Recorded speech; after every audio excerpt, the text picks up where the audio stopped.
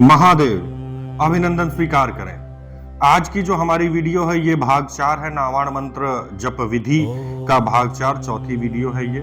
आज हम इस वीडियो में नावाण मंत्र के माला पूजन प्रार्थना और जप के व्यवहारिक और तात्विक नियमों की बात करेंगे। इसके अलावा सबसे लास्ट में मैं आपको ये भी बता दूंगा कि व्यवहारिक रूप से मतलब नित्य प्रति जब आप करने जा रहे हैं, ये तात्विक ज्ञान आपके लिए अच्छा है, आपको ये ज्ञान होना चाहिए, पर आप किस तरह से माला को पकड़ेंगे, किस तरह से जप करेंगे, क्या क्या चीजें आवश्यक होंगी, वो भी मैं इसमें इंक्लूड करूंगा। तो बिना विलंब किए आज की वीडियो को प्रारंभ करते हैं। लास्ट तक बने रहें। हम्बल रिक्वेस्ट आपसे ये है कि आप लोग देखते तो हैं पर सब्सक्राइब नहीं करते। प्रभु सब्सक्राइब कर लीजिए हमारे चैनल को, उसका कोई भी एक्स्ट्रा फीस नहीं लगती है, और अपने दोस्त मित्रों में भी इसे शेयर करिए। चलिए वीडियो प्रारंभ करते हैं।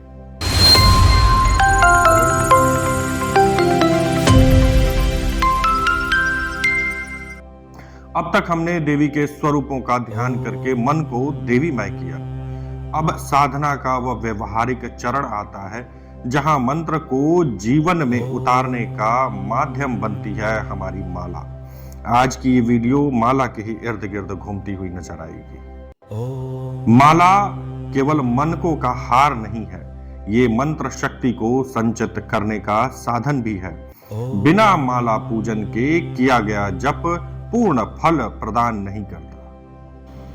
नावाण मंत्र जप के लिए सबसे उत्तम माला रुद्राक्ष की माला मानी गई है, क्योंकि ये शिव और शक्ति दोनों ही तत्वों का प्रतीक है।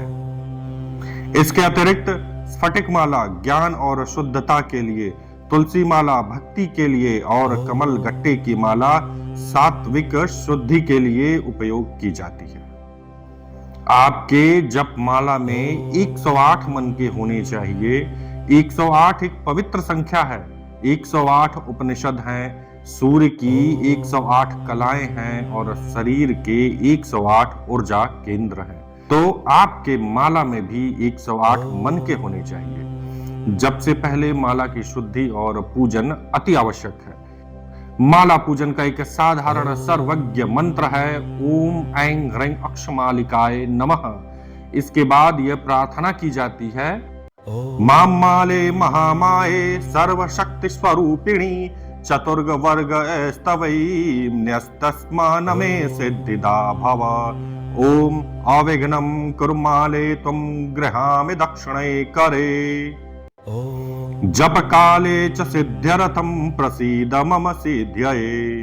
ओम अक्षमालाधिपतये सुसिद्धिं देहि देहि सर्व मंत्रार्थ साधिनी साधय साधय सर्व सिद्धिं परिकल्पय परिकल्पय मे स्वाहा। ये बोलकर आप प्रणाम करें माला को। हे माले, हे महामाया स्वरूपिणी शक्ति, मैं धर्म अर्थ काम और मोक्ष चारों पुरुषार्थ तुम्हें समर्पित करता हूं। जप के समय मेरे इन विघ्नों का नाश करो और साधना को सिद्ध बनाओ।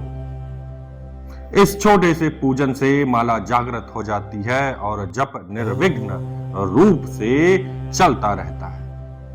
अब नावाण मंत्र के अर्थ को संक्षेप में समझना आवश्यक है, ताकि जप केवल शब्दों का न रह जाए बल्कि चेतना से जुड़ जाए। मंत्र है ओम ऐं ह्रैं क्लीं चामुंडाय विच्चय। ओम ब्रह्मा का प्रतीक, सृष्टि की मूल ध्वनि है। ऐं ज्ञान और वाणी की शक्ति, साथ में ह्रैं माया और भक्ति का बीज है। क्लीं आकर्षण, कामना, सिद्धि और मोह का नाश करता है। चामुंडाए बाधा नाशिनी, देवी चामुंडा को समर्पण। विच्चय चेतना, जागरण और आंतरिक प्रकाश का प्रतीक है। ये 9 अक्षर का मंत्र है जो नव दुर्गाओं का प्रतीक है। इसका जप जीवन के सभी क्षेत्रों में संतुलन और शक्ति प्रदान करता है। अब हम जप के नियम को देखते हैं। जप हमेशा स्वच्छ, शांत और पवित्र स्थान पर करना चाहिए। हो सके तो गौशाला में करिए, मंदिर में करिए, जहां भी करिए साफ हो। गौशाला में सबसे उत्तम होता है। आसन सात प्रिय साधक गण, अगर आपको किसी भी तरह की माला पहनने अथवा जप करने के लिए आवश्यकता हो, प्राण प्रतिष्ठित माला, ओरिजिनल माला की आवश्यकता हो, किसी भी तरह के यंत्र की आवश्यकता हो आपके साधना अथवा किसी प्रयोग के लिए, तो आपको परेशान होने की जरूरत नहीं। आप हमारे दिए गए व्हाट्सएप नंबर पर हमसे संपर्क कर सकते हैं तथा हमसे प्रमाणित मालाएं तथा हमारे द्वारा बनाए गए यंत्रों को प्राप्त करके अपने सामने उसमें प्राण प्रतिष्ठा करवा सकते हैं। सात्विक हो और रीढ़ सीधी रहे, रीढ़ की हड्डी, ताकि ऊर्जा का प्रवाह बाधित न हो। ऊर्जा का प्रवाह बाधित न हो, ये कहने का तात्पर्य केवल मेरा ये है कि जब भी आप जप करते हैं तो वो केवल एक शब्द नहीं रहता है, वो एक एनर्जी प्रोड्यूस करता है, एनर्जी को बनाता है। वो एनर्जी कहाँ पे आती है? वो हमारे रीढ़ की हड्डियों में, जो हमारे कुंडलनी चक्र होते हैं, 7 चक्र। बेसिकली अभी तो आप लोग 7 ही जान रहे, होते बहुत सारे हैं। तो वहां पे वो केंद्रित होता है, उनको जागृत करता है। इसलिए रीढ़ की हड्डी को सीधा होना चाहिए। आप देखेंगे किसी, जो लोग गांव से होंगे वो लोग को रिलेट कर पाएंगे, वो लोग इस चीज को समझ पाएंगे। जो ट्यूबवेल पंप होता है जिससे हम अपने खेतों में पानी ले जाते हैं, बहुत जगह अगर हम उसे मोड़ दें पाइप को तो वहां से पाइप फट जाती है या पानी का प्रवाह स्लो हो जाता है, धीमे हो जाता है। इसलिए कोशिश की जाती है कि पाइप जहां तक हो सीधा रहे। इसी तरह से हमारी ऊर्जा होती है जो मूलाधार चक्र से ऊपर की तरफ उठती है। पर अगर रीढ़ की हड्डी आपकी सीधी नहीं है तो उसका प्रवाह बाधित होगा, वो अन्य चक्रों का भेदन नहीं कर पाएगी। इसलिए रीढ़ की हड्डी आपकी सीधी होनी चाहिए। ये बहुत कड़ा नियम समझ लीजिए।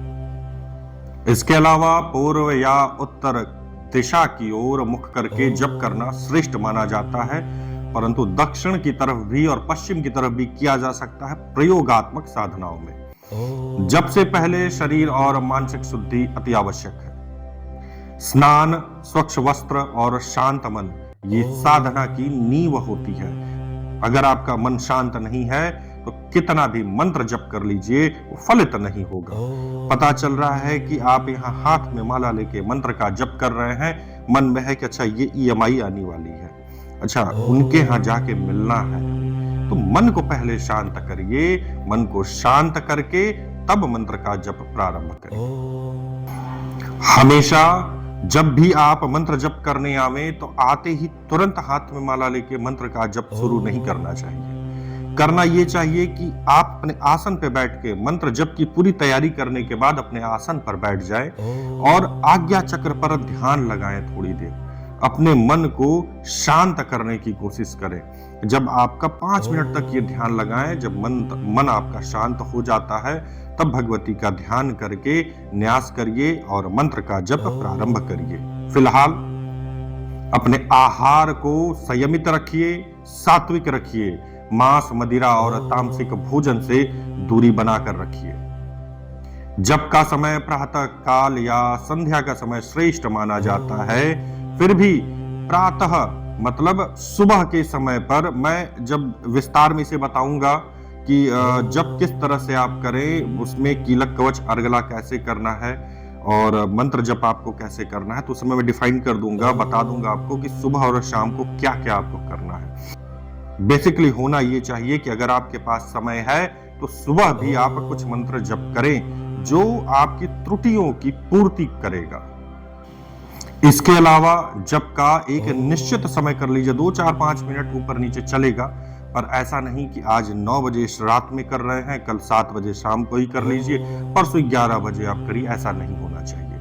जप का एक निश्चित समय होना चाहिए। ऐसा क्यों कह रहा हूं, इसके बारे में अगले किसी वीडियो में हम बात करेंगे, क्योंकि एक लंबा टॉपिक बन जाएगा। न्यूनतम 1 माला अर्थात 108 जप अति आवश्यक है। अब अगर आप 1 माला भी ना कर पाए तो मत करिए। जप स्पष्ट, धीमा और चेतना के साथ में होना चाहिए। इस तरह से नहीं ऐसे नहीं, क्लियर होना चाहिए। भले तेज आप इसका मंत्र जाप करें, जैसे आएंग ह्रिंगलिंग चामुंडाई विच, आएंग ह्रिंगलिंग चामुंडाई विच, आएंग ह्रिंगलिंग चामुंडाई विच, आएंग ह्रिंगलिंग, ठीक है, यहाँ पे शब्द आपके क्लियर हैं। चेतना का मतलब हुआ कि उस मंत्र को जो आप शब्द उच्चारित कर रहे हैं उसको विजुअल भी करिए। अपने हृदय में उसे फील भी करिए, महसूस करिए उसे, उसका अनुभव आपको होना चाहिए। आपको ये बात हमेशा याद रखनी चाहिए, जप संख्या से नहीं, भाव से सिद्ध होता है। इन बेसिक नियमों के अनुसार किया गया नामाण मंत्र जप साधक के जीवन में शांति, सुरक्षा और शक्ति को प्रदान करता है। हम अपने अगले भाग में जप और समर्पण के साथ साधना को पूर्ण करेंगे। जय मां दुर्गा, जय मां भवानी।